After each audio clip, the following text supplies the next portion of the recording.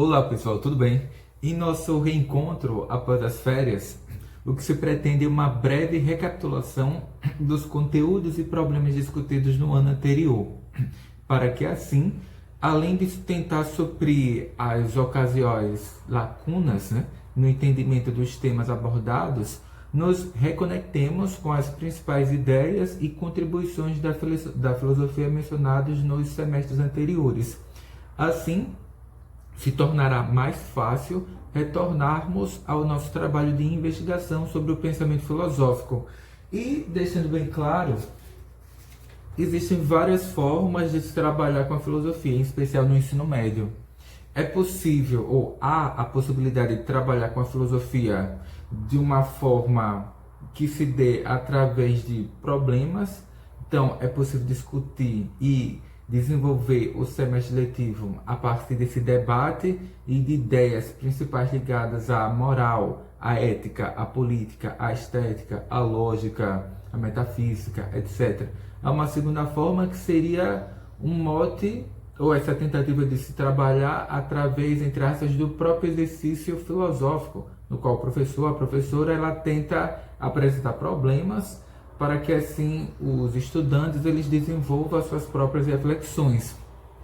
Mas essa segunda forma eu acho bastante complexo e eu não me sinto apto ou capaz, aliás, de realizar esse tipo de desenvolvimento. Existe uma terceira forma, que também é bem comum, que trabalha a partir, entre aspas, de uma história da filosofia, que tenta apresentar ou remontar as principais linhas que conduziram o desenvolvimento do pensamento filosófico e destacar as características das principais escolas filosóficas. Eu prefiro pensar a filosofia dessa forma, porque assim eu consigo criar links ou pontes, interligações com os conteúdos de outras disciplinas, como por exemplo de português, que trabalha também com literatura, ou com a história da literatura, com a sociologia, com a geografia, em especial com a história.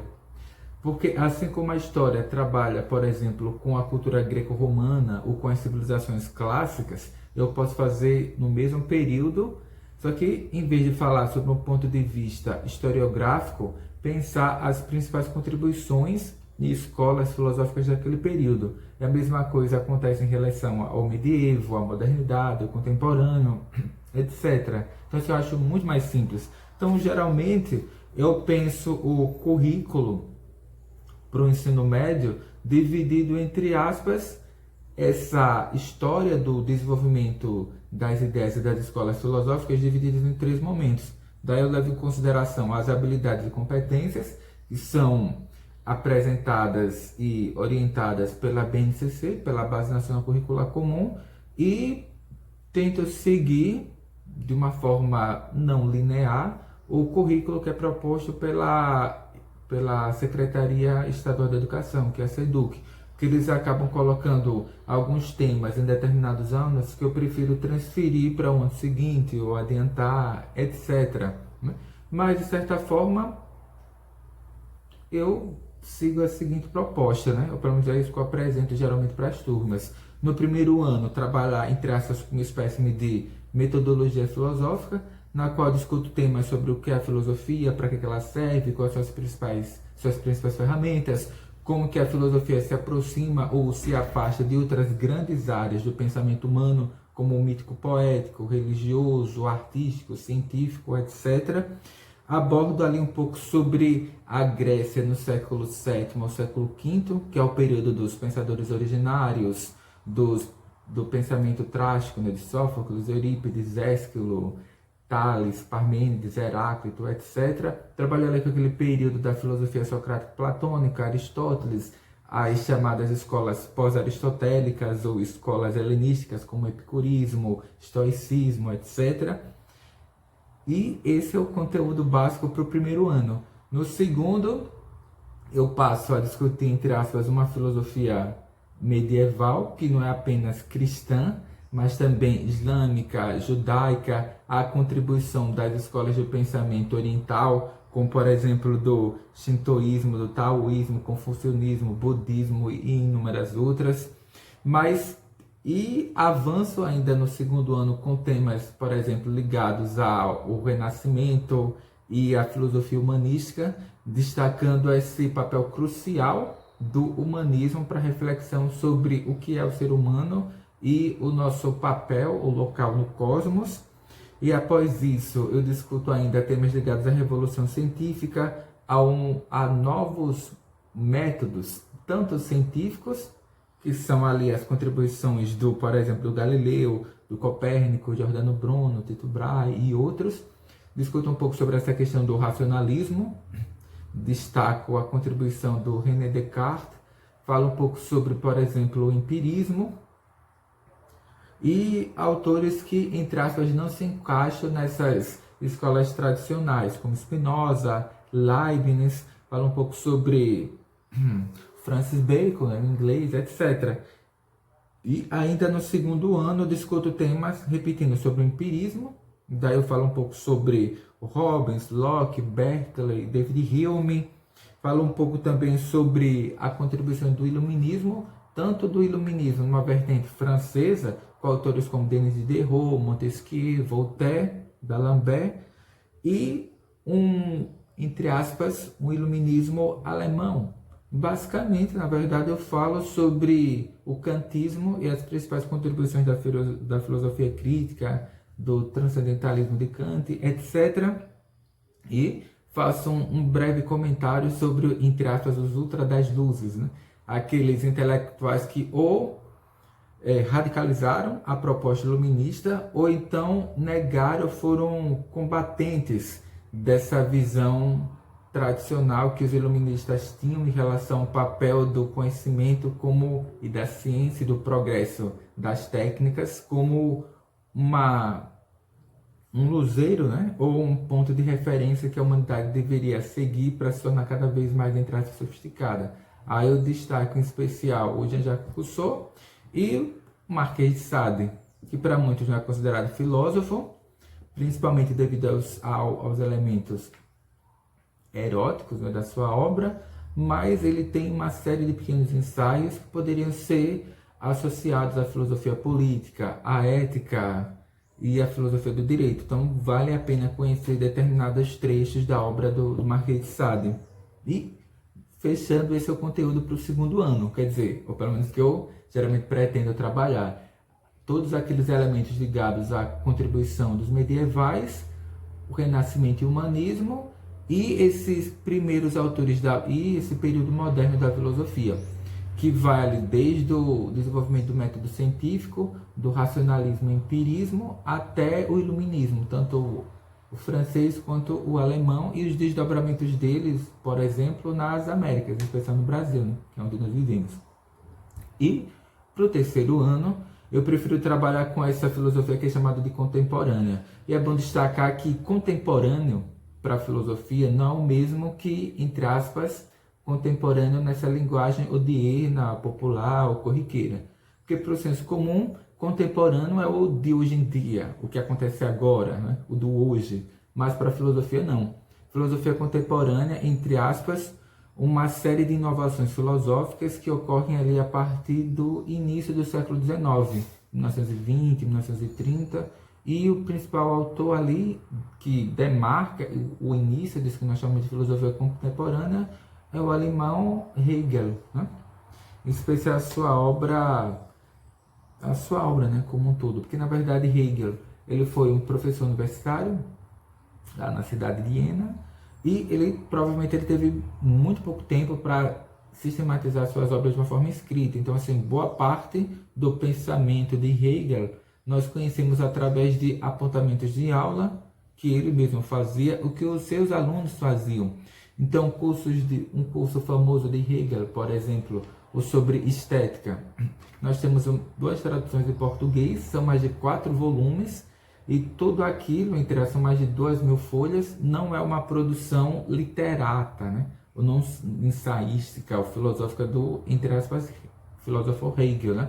Muito provavelmente eram apontamentos de aula, os alunos acompanhavam os cursos de Hegel, anotavam o que o professor Hegel falava, eles faziam cópias dessas anotações, desses escritos, e, entre aspas, vendiam ou forneciam para os alunos das turmas dos anos seguintes, né? E boa parte das obras de Hegel, ou do pensamento hegeliano, nós conhecemos através desses apontamentos de aula do próprio filósofo ou dos seus alunos e seguidores. Porque Hegel foi um autor, foi um professor muito acessível e popular, e ele teve uma série de seguidores. Então, no terceiro ano, basicamente, eu gosto de trabalhar com essa filosofia contemporânea que vai de Hegel até os contemporâneos. Então, comento um pouco sobre essa questão dos hegelianos de direita, hegelianos de esquerda, né? Feuerbach, Nietzsche, Schopenhauer, que são alguns deles até adversários, Kierkegaard, com aqueles autores dessa virada do século XIX para o século XX, que são fundamentais para pensar o contemporâneo, como Freud, Darwin, Nietzsche, né? Etc. Né? E eu gosto de alguns filósofos em especial, né? Como Schopenhauer, Kierkegaard. Então eu gosto de enfatizar um pouco sobre algumas inovações que eles apresentam na sua filosofia e apresentar também, em especial, o positivismo, né, do Comte, que é vital para nós pensarmos a forma como o pensamento científico, as técnicas, o papel que elas desempenharam, né, nessa passagem do século XIX, como elas influenciaram as ideologias no positivismo e as formas de compreensão sobre o conhecimento humano, né, e a nossa relação com as técnicas e as ciências. Uma perspectiva de pensar o mundo e essas realizações humanas a partir não de um viés religioso ou místico, mas sim científico, né, técnico. Que é uma coisa que, apesar que de certo ponto de vista o positivismo ele foi, como filosofia, superada, mas as nossas sociedades contemporâneas, agora aqui contemporânea no sentido popular, né, o de no senso comum, as nossas sociedades continuam fortemente influenciadas por uma visão, por uma perspectiva que é assim de nascimento, né, positivista, né, que é inegável. Essa noção de que o progresso, o aperfeiçoamento da humanidade, ele é possível através do desenvolvimento científico, tecnológico e da adoção e popularização dessas práticas, né? Quer dizer, um revival, né, do iluminismo, do positivismo, etc. Né? Aí eu acabo comentando, como eu disse, dessa obra do Hegel, dos hegelianos de direita e de esquerda, de seus principais defensores ou detratores, desses autores principais que demarcaram a passagem do século XIX para o século XX, como Freud, Darwin e o Nietzsche. Falo um pouco, aí repetindo, falo dessa passagem da filosofia do século XIX para o século XX, sobre esses três pensadores que, no meu entender, eles são fundamentais para compreender o modo de vida e de reflexão sobre a interioridade humana. E depois, de fato, eu falo sobre esses problemas em traços eminentemente contemporâneos, né? Comentar sobre essas principais escolas, que é uma explosão na produção filosófica no século XX, e eu destaco aquelas correntes filosóficas mais influentes, que não necessariamente são as mais sofisticadas, ou que, entre aspas, deram mais frutos, mas que de fato são mais populares, como a fenomenologia, a hermenêutica, o existencialismo. Então dá um destaque especial a autores como Wittgenstein, Heidegger, né? Sei lá, Merleau-Ponty, Derrida, Deleuze, e daí segue uma série de autores, né? O Gadamer, o Hans Jonas, né? Principalmente para o nosso tempo, a gente se preocupa muito com essa questão da bioética, de uma ética da responsabilidade, do princípio da vida, né? Eu gosto muito como diz, do Hans Jonas, e posteriormente de tratar com esses temas ligados à ética prática, né? Como, por exemplo, das obras de Peter Singer, né? Como Libertação Animal, Ética Prática, etc. Eu acabo comentando isso ao longo do ano, porque casualmente isso é cobrado no Enem, independente da área que os alunos ou alunas resolvam prosseguir em seus estudos, em relação ao curso técnico ou uma universidade propriamente dita. Esses temas ligados à ética prática, no nosso cenário contemporâneo, eles são fundamentais, tanto para pensar o direito das minorias, como para pensar o direito e a proteção dos animais, como para questões de cunho ético, como, por exemplo, do aborto, né, da interrupção da vida, da eutanásia, da utilização de células-troncos, para pesquisas médicas e como é que se diz? Cosméticas e alimentícias, entre outras, né? É também importante, por exemplo, pelo menos eu gosto, né, de falar nas aulas de terceiros anos um pouco sobre a filosofia analítica, o positivismo lógico, sobre essas formas de epistemologia do século XX, que ocuparam um posto de destaque, né? Epistemologia e essas novas epistemologias do século XX, falar um pouco sobre a filosofia da ciência, o marxismo depois de Marx, que é impossível pensar o século XX sem ter em mente a influência das obras de Marx sobre o pensamento, não só sobre o pensamento filosófico, mas sobre a prática. A gente tem que pensar que durante boa parte do século XX, o mundo e as nações estiveram divididas em dois blocos opostos, né? E um deles, que era, entre aspas, ideologicamente regido por esse pensamento de matriz marxiana. Apesar de que as obras de Marx, muitos dos famosos, entre aspas, revolucionários, não tiveram contato com as obras de Marx na língua original, que o autor escreveu, ou tiveram contato apenas com recortes das obras. Então, de fato, qual é a influência da filosofia e do pensamento marxiano sobre esses processos revolucionários, a política, essas ideologias que foram tão abundantes no século XX, né? Um ponto de destaque que é sempre bom refletir, né? Aí eu falo um pouco sobre a tal da teoria crítica, né, da escola de Frankfurt, de autores como Walter Benjamin, Horkheim, né, textos como, por exemplo, a dialética do esclarecimento, etc., né? Fala um pouco sobre estruturalismo, pós-estruturalismo, autores como Foucault, Deleuze, Derrida e outros, né?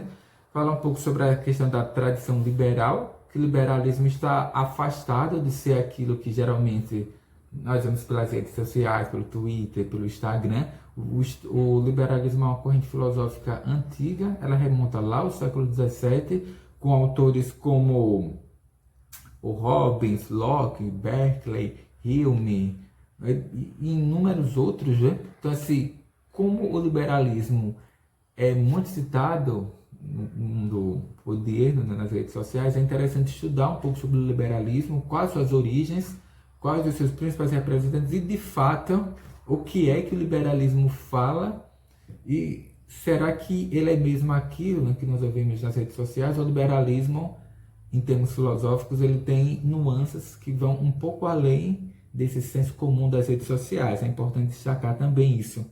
E não como fechamento, mas é o que está intrincado e eu costumo comentar ao longo do ano letivo, são esses temas ligados a, entre aspas, epistemologias do Sul, essas tentativas de decolonizar, né, o pensamento, principalmente desses países ou culturas do Sul global, né, como da América Latina, das nações africanas, do Sudeste Asiático, etc., e comentar especial sobre temas ligados à filosofia africana, ao feminismo, à filosofia do corpo, pensar essa relação entre gênero, sexualidade, o papel e a influência dessa cultura e herança afro sobre o pensamento nacional.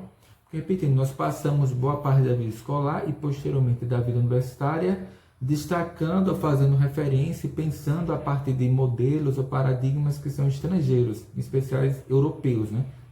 Dos nossos antigos colonizadores. Mas já passou da hora e talvez o século XXI torne isso algo cada vez mais evidente e importante, que nós façamos esse trabalho de decolonização e passemos a pensar através de outros paradigmas que foram desenvolvidos a partir dos nossos próprios padrões culturais e sociais e pensar ou refletir a partir de intelectuais, artistas e cientistas do sul global, né? Ou, em especial, desses intelectuais brasileiros, né? Como, por exemplo, Darcy Ribeiro, Florestan Fernandes e inúmeros outros, né? Seguindo.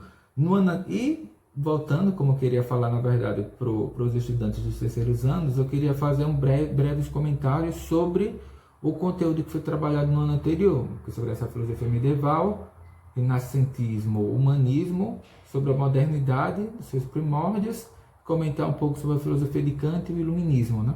No ano anterior, refletimos inicialmente sobre as principais contribuições legadas pelos pensadores ou intelectuais do medieval, né? Em especial para o tema da lógica e da política. Em especial, destacamos o questionamento sobre a relação entre fé e ciência e a possibilidade, entre aspas, de uma filosofia religiosa.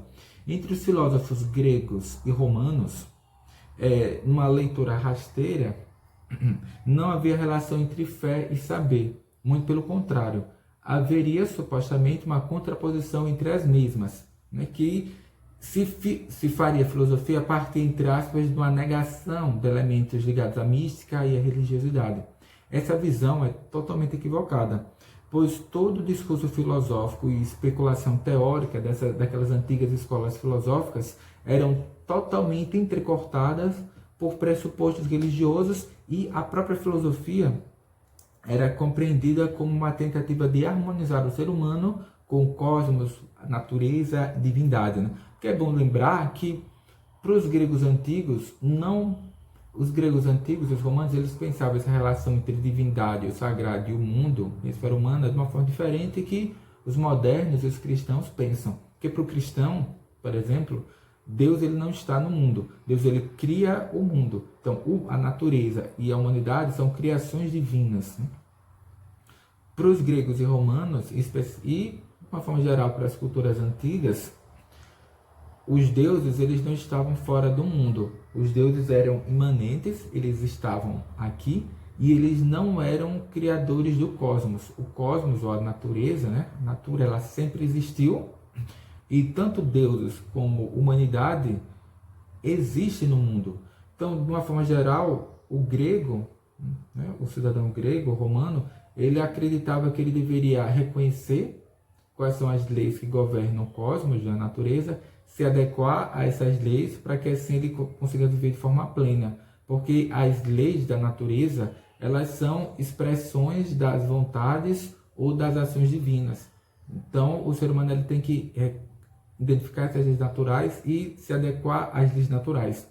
O cristão e o intelectual, o cidadão moderno, ele pensa de uma forma que é radicalmente contrária a essa. E essa forma de pensar diferente sobre o sagrado e a natureza, e essa relação desses dois elementos com o ser humano, ele provoca ou ele promove uma série de reflexões diferentes, tanto no campo filosófico, como teológico, sociológico, etc. Mas, ao longo da Idade Média, houveram diversas tradições filosóficas, se destacando a tradição cristã da patrística, que é a filosofia dos pais da igreja, né, dos fundadores da reflexão filosófica, sob a influência da revelação do Evangelho e da hermenêutica das Escrituras Sagradas. Hermenêutica é uma técnica, vamos chamar de técnica, uma ciência que permite uma, entre aspas, leitura correta do texto. E hermenêutica posteriormente virou uma disciplina filosófica também. É bom destacar que nesses primórdios do pensamento cristão havia duas formas básicas de pensar a relação entre filosofia e religião. Alguns intelectuais cristãos acreditavam que a filosofia, por ser de origem pagã, ela era perniciosa à fé, então ela deveria ser deixada de lado ou excluída. E outros acreditavam que, apesar de ter uma origem pagã, que a filosofia ela não deveria ser simplesmente abandonada. Que naqueles pontos em que o discurso filosófico não fosse contrário à revelação do Evangelho e nem fosse contrário ao que é narrado pelas Sagradas Escrituras, esses elementos deveriam ser incorporados. Aqueles que fossem contrários à revelação do Evangelho deveriam ser deixados de lado. Então, vários elementos filosóficos foram resgatados e preservados, enquanto outros foram negligenciados. E depois nós temos a escolástica, lá por volta do século XI, século XII depois de Cristo, que reintroduz o pensamento aristotélico no Ocidente, o qual havia sido preservado pelas civilizações árabes, mouras, ou pelos islâmicos, né? Porém, não podemos deixar de lado a brilhante contribuição dos filósofos de inúmeras tradições islâmicas, judaicas e das filosofias orientais, tais como o budismo, o confucionismo, o taoísmo, o I Ching, dentre outros, né? Como textos como os Vedas, o Mahabharata, enfim, né? Bhagavad Gita, outros, né? Destacamos também que não houve apenas uma filosofia cristã sectária, arredia a influência da chamada filosofia pagã. Houveram os santos hereges, um iluminismo medieval, um cristianismo epicurista, dentre outros, né? Destacamos também que os avanços promovidos pelo humanismo e pelo Renascimento, sobrando espaço para salientar a existência de pensadores barrocos libertinos, de livres pensadores, os princípios do pensamento moderno e o desenvolvimento de métodos filosóficos novos, como o racionalismo de Descartes e o empirismo de David Hume, foram aqueles de maior destaque, né? Também problematizamos o papel da revolução científica promovidos pelos pensadores do início da modernidade, no século XV e XVI, tais como Francis Bacon, Galileu, Copérnico, Bruno, dentre outros, né? Especial na área da física, da matemática, da astronomia, etc. Né? Tivemos algum tempo também para conhecer, né, em especial, os desdobramentos da filosofia empirista, dos pensamentos de autores como Hobbes, John Locke, Berkeley. Né? Apresentamos também, no segundo ano, né, o papel desempenhado pelo iluminismo e seus principais expoentes, como Diderot, D'Alembert, Montesquieu, Voltaire, assim como realizamos breves comentários sobre o que já não sei, né, que são, entre aspas, os ultra das luzes, né?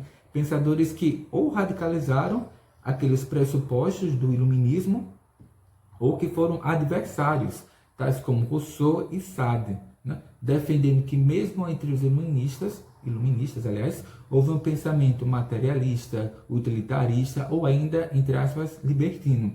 E por fim, destacamos ou tentamos apresentar os fundamentos do pensamento desse intelectual que é fundamental para pensarmos problemas que surgirão a partir do século XIX. Não problemas que surgem, mas modos novos de pensar antigos problemas. Que no caso a filosofia do Immanuel Kant, em especial a sua filosofia crítica, está presente em basicamente 3 obras: Crítica da Razão Pura, Crítica da Razão Prática e Crítica... Eita, já está acabando o meu tempo aqui na câmera. Então, e destacar um pouco dessas inovações trazidas pela filosofia crítica de Kant e crítica em Kant. Tudo bem que crítica hoje, entre essas como virar um sinônimo de filosofia, né? Filosofia crítica. Mas filosofia crítica é um tipo de filosofia que é desenvolvido a partir desses escritos que Kant realiza, né? Crítica não como ele anunciou, não como a crítica de livro, mas a discussão e a reflexão sobre os limites e as extensões do conhecimento, né? O que de fato nós podemos conhecer, né? Para Kant, basicamente, a filosofia discute 3 elementos básicos, né? O que podemos saber, o que podemos conhecer e o que podemos esperar, né? Daí seguem. E discutimos também um pouquinho, né, sobre o que seria essa filosofia transcendental de Kant. Lembrando que Kant é um autor monstruoso, ele tem uma obra vasta, tem uma influência fundamental que até hoje está presente no nosso modo de conceber a realidade e os problemas até práticos, né, da vida humana, mas é bastante complicado para dar uma visão, mesmo que superficial, não só da obra de Kant, mas da influência que ele nos legou e uma série de mecanismos importantes que ele desenvolveu que nos ajuda a pensar nossa própria realidade, né? Por enquanto é só e até breve.